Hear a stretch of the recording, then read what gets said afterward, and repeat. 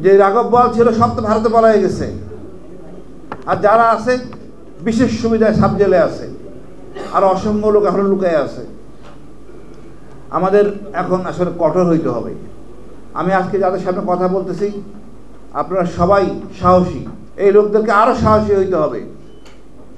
আমি বলবো আমাদের মধ্যে সবচেয়ে বেশি বড় সাহসী হইল আবু সাইদরা, আর তারপরে যে কেউ থাকে সে হলো শুক্ররঞ্জন বালি।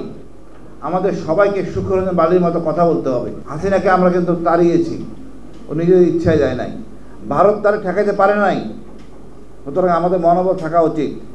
আমি বলবো ফ্যাসিস্ট হাসিনা গেছে, কিন্তু তার সহযোগী রয়ে গেছে। আমরা যদি ছেড়ে দেই আমাদের উপরে আবার মাথা চারা দিয়ে উঠবে। এই ছবিগুলি প্রমাণ করে হাসিনা কেমন ছিল। আমরা এই ধরনের ফ্যাসিস্ট কাকে হইতে দিব না। আবু সাইদ তা আমাদেরকে একটা কথা শিখিয়েছে, ভারত আমাদের একমাত্র শত্রু, এটা আমরা ধারণ করব।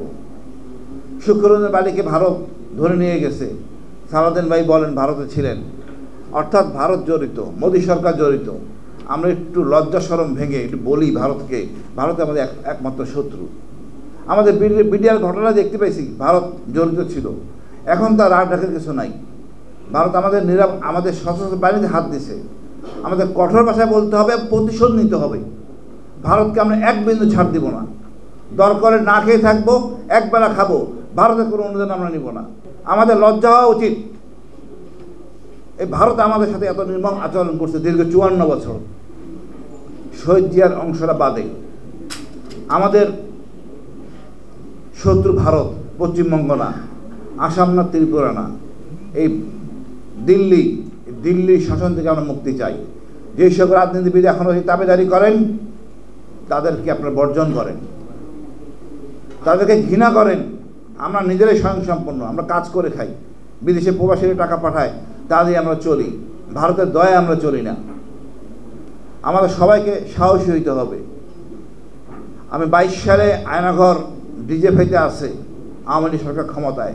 কতটুকু সাহস থাকলে একজন লোক বলতে পারে বাংলাদেশে থেকে। আমি তার 1 বছর আগে আমি ডেভিড বার্গম্যানকে বলি, উনি প্রকাশ করেন নাই, সাহসের কমতি ছিল। পরে নেত্রী নিউজ প্রকাশ করেন 22 সালে। আমি বলবো আমাদের সবার সাহসী হইতে হবে। আমরা যদি একটু পিছটান দেই আমরা বিপদে পড়ব। এখনও শাসকরা যারা হইতে চাচ্ছেন তারা সাহস হতে পারেন নাই। আমরা কোনো কিছু পরিষ্কার করতে পারি নাই। একটা জিনিস হয়েছে, আমাদের বিচার বিভাগ স্বাধীন হয়েছে। তারপরে আমি বলবো ভাই, আমাদের আগামী বাংলাদেশ হবে সাহসী বাংলাদেশ। আমরা ভারতকে ঘৃণার চোখে দেখব, মা বাবাকে বাচ্চাকে শিখাবে ভারত আমাদের একমাত্র শত্রু। আপনি আপনার বন্ধুকে বলবেন ভারত আমাদের শত্রু। এই চেতনা, এই স্পিড নিয়ে আমরা বাঁচব।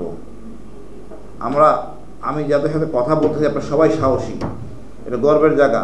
আপনারা আরও সাহসী হব, অন্যদেরকে সাহসী বানাবো। ভিতর কোনো স্থান এই দেশে নাই। এবং আগামীতে নির্বাচনে আমরা ন্যায়পরায়ণ সৎ লোককে নির্বাচিত করব। এই দেশ থেকে ফ্যাসিস্ট মুক্ত করব।